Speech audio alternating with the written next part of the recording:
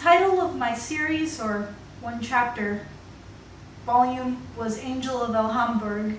And the creative team, actually that's the interesting thing about manga creative teams, because it was a Japanese manga, is they usually consist of one person. So one person is generally in charge of all of the art, and they're also in charge of all of the story. This person in charge of everything is called a mangaka, which translates roughly to manga artist. And the person who made it was Aki. The most internationally successful two-man team ever, I'd say, would be the Death Note team. Don't know their names, but the writer and the artist were two separate people, but generally that's not the case. Usually in these weekly, high-budget manga like Naruto or One Piece or whatever, the Black Clover, whatever people are reading nowadays, they have a team of manga assistants who aren't really well credited, and they just want the honor of working with the main mangaka. And they're usually tasked with making the backgrounds or filling the ink, and the mangaka, the head one, is responsible for filling out all of the art and generally setting up where everything should be. But since Angel of Elhamburg is a small indie kind of thing, it was probably Aki doing all of the work by themselves, all of it. All the art, all the scripting, all the lettering, all the bubbles, all by themselves. The publisher is Yen Press Comics, and the length is about 163 pages. And it's a true graphic novel. And the act structure was a little weird. So I want to say it doesn't follow a traditional 3-act structure. There are 3 acts if you squint. But one could say there's even 2 acts. No matter which way you look at it, Act 1 is extremely long, and it lasts until page 88 of 163, which makes the entire first half of the book Act 1. So I'd say it's a cleaner split to say it's Act 1 and Act 2, but if you were to consider all 3 acts as separate acts, then the 3rd act would begin on page 120, which makes Act 2, which is supposed to be the longest act, the shortest act, and that is not how the West does things. But yeah, you could split the story down the middle for a 50-50 structure, and I want to say it's cleaner that way. So we have 2 main characters. Well, one of the characters is more main than the other, but the way it's presented makes it seem like they're both the main character, but their names are Maidith and Lalva. And ultimately, it's Lalva's story, but Lalva's entire character purpose is to get Maidith on the throne and keep him on the throne. So Lalva doesn't really have any goals of his own until things change in Act 2, which is why I want to say there's only 2 acts, because that's when the story shifts dramatically. And that's where the inciting incident really happens, is the start of Act 2 or the end of Act 1. So Lalva's goal up until the end of Act 1 was to just support Maidith, and yeah, Act 2 is where Lalva gets his goal, and Act 3 is where he achieves it. About the solid story arc and the clear beginning, middle, and end, I want to say Angel of Elhamburg doesn't really reflect other mangas that do have a clear beginning, middle, and end. It feels more like Japanese filmmaking, where acts and structure are generally unclear. So movies like Shoplifters and After the Rain follow the pattern of being a snapshot from the characters' lives, and ultimately you could pick a different starting point and a different ending point, no matter where you start. You know, it could have started a scene before the movie actually started, could have ended scenes before the movie actually ended. And Angel of Elhamburg follows this strange, wacky structure. It's ultimately a realistic story, and I can't say the outcome isn't satisfying, because we do see a clear character arc. Others might say it's not very satisfying because it isn't a very feel-good story, and it doesn't really deliver on any dramatic narrative. It's more like a snapshot into these characters' lives. The manga got its name because there's an angel in the castle, and this angel is basically a spectator. I want to say it serves the purpose of the audience. So the characters, you know, it starts with them claiming a castle, and by that I mean they've already settled in. But we didn't see the coup. We didn't see the conditions that led to the coup.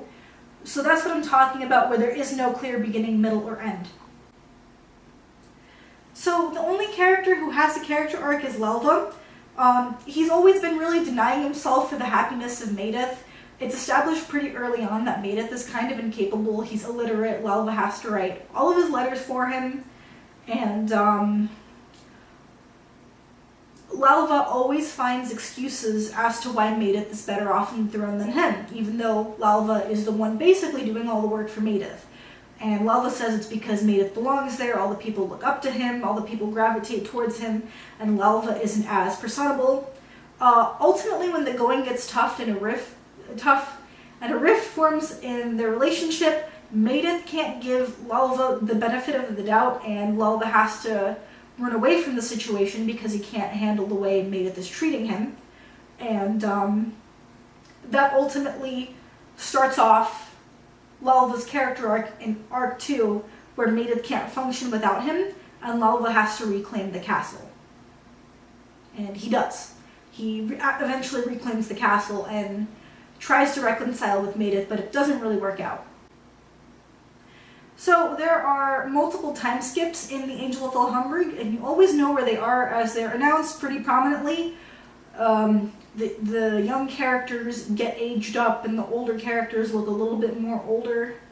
And yeah, you are never confused where the main transitions are. As for McCloud's ideas of transitions, basically every transition in Angel of Elhamburg is scene to scene. The transitions are usually any passage of time. So, Angel of Elhamburg doesn't really do the pages a mini-comic, but they do have like miniature scenes that can function on a little bit of a higher level. Every couple of pages is a different scene, so it feels like a collection of shorts that all weave a bigger narrative, but the individual pages don't really tell much of a bigger story.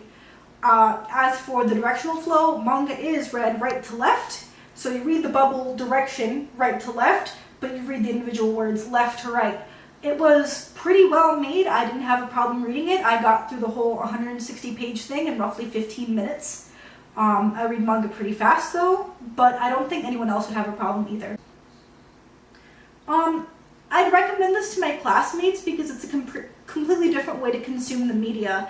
It doesn't follow a typical Western narrative structure, or at least I'd say, and I think it'd be important for your skills as a writer to witness a completely different narrative structure and see how you like it or how you don't like it, so you can include it in your work. You may not really enjoy the story or feel for the characters because they're not super likable, but the experience is at the minimum extremely enriching, and it's probably unlike anything you've read if you don't read Eastern stuff. But whether or not I'd recommend this to my friends, I probably wouldn't.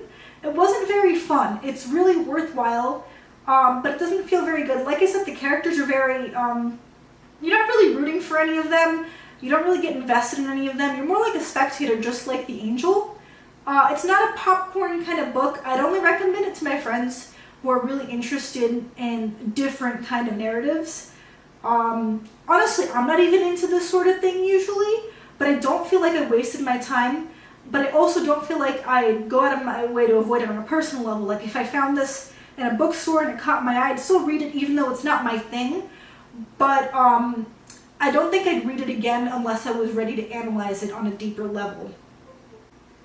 So one thing we discussed in this class that is not particular for manga is manga doesn't really have splash pages. The closest thing you'll get to a splash page is an unrelated chapter art that might show characters in a setting or universe that doesn't even exist in their own universe, but it follows the rule of cool. Biggest example of Naruto would be, a chapter art where they're playing baseball. I'm pretty sure baseball doesn't exist in their universe, but the character artist thought it'd be cool to depict them in a way where they're interacting in such a way that they normally couldn't, and this takes just the place of a splash page. It's just a cool art accompanying the chapter, and it could be literally anything. So manga doesn't have splash pages that dictate setting or ambiance or mood or characters like Western splash pages would be. It's just a cool image. And fun fact, the writer was just going to write a one-shot comic, which is just one manga chapter, which can be like 60 pages, but they made it into an entire one-volume manga. And that's my presentation. I I'd say you should read it, but I don't think you're going to have a lot of fun. It's a very academic kind of thing.